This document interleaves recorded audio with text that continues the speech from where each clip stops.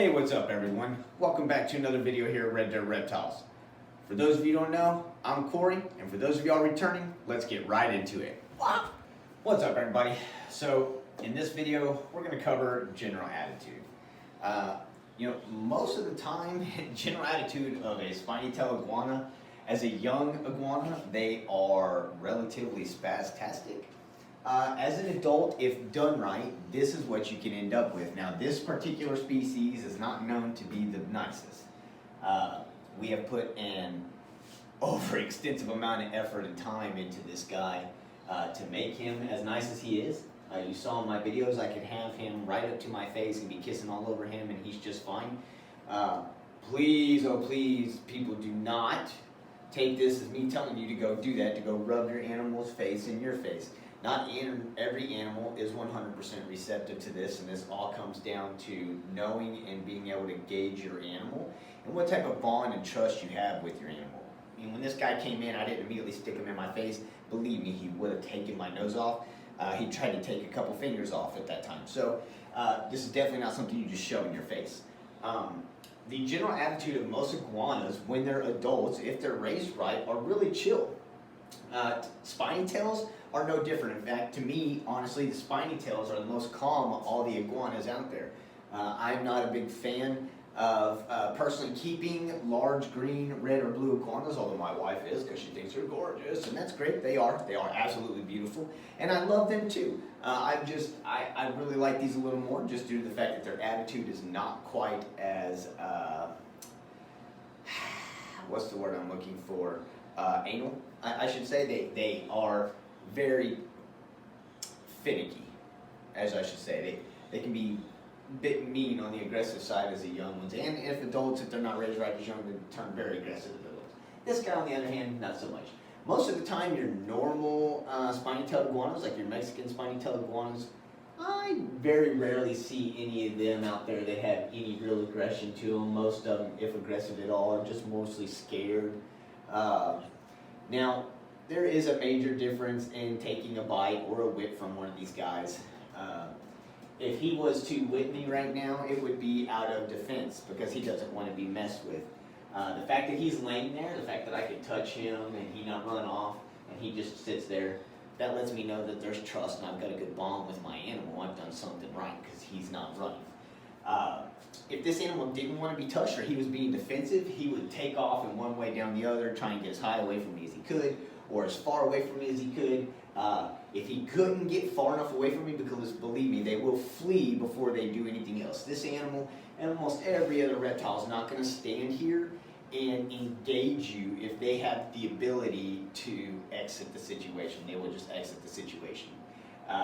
If he had nowhere to go, let's say I cornered him and he was acting defensive, you would see him stand really tall in the front, almost really kind of squat in the rear, and he would hiss. This entire section of his throat right here would bag out real well, and he would hiss, and it sounds like a low, deep, it's insane. His mouth opens up real wide. He's insane. He gets mean. He bites hard. They have teeth that are meant to shred lettuce and vegetables, and they will fillet you open as well. Not that, it's not as bad as what I say, but it's as bad as what I say. You know what I'm saying? I'm just being a big baby. Anyway, general attitude again on these guys are really, really all right. Most of the time, if you're gonna get bit, it's gonna be due to it being defensive. There's not a massive feeding response on these guys. Most of the time, although I will say with this particular species or this particular genus, Synthosora, these guys have an extreme appetite and an extreme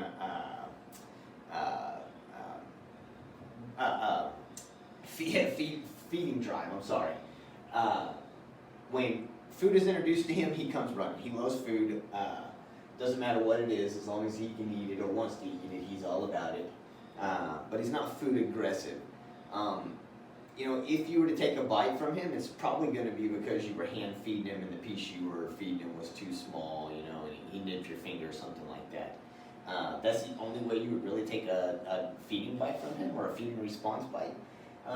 These animals are usually not the animals. Not saying that this couldn't happen, Again, this is all based on the fact that if you've got all your husbandry dialed in and you're taking care of your animal correctly, 9 times out of 10, when you open the door with some food, these animals are not going to bum rush you and bite you. They're not going to attack you.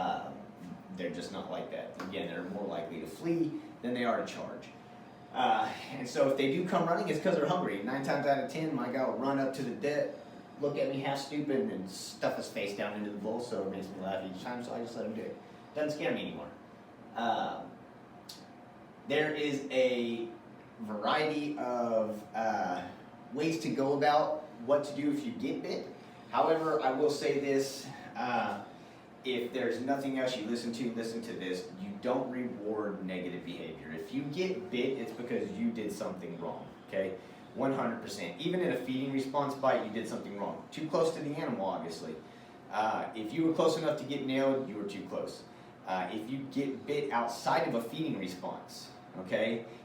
Whether it be this animal or any other animal, reptile, anything, especially reptiles. I'm specifically talking about this guy right now, though. If you get bit by him, it's because you didn't pay attention to the body signs, to the body language. These guys will tell you everything you want to know as far as do I or do I not want to be messed with. And if you cross the line, they will let you know. But if you don't cross the line, again, you can have just one of the most amazing relationships. Never have to worry about anything. These guys just absolutely, with my animals, I spend a lot of time with them. And so all of my guys really love everything that we got going on. But again, they are opportunistic and will get high anytime they get the opportunity. So see, I give him the opportunity to get up here he wants. I'll give him the opportunity to get up here again, and he'll go exactly for it, just because that's what they do. It's where he feels more comfortable, and that's fine with me. He looks awesome up there. I don't mind him hanging out in my bathroom and walking around. He's a cool addition in here, especially when you're taking a shower. So, all right. Well, I appreciate it. We'll catch you on the next video. See y'all later. Hey, buddy.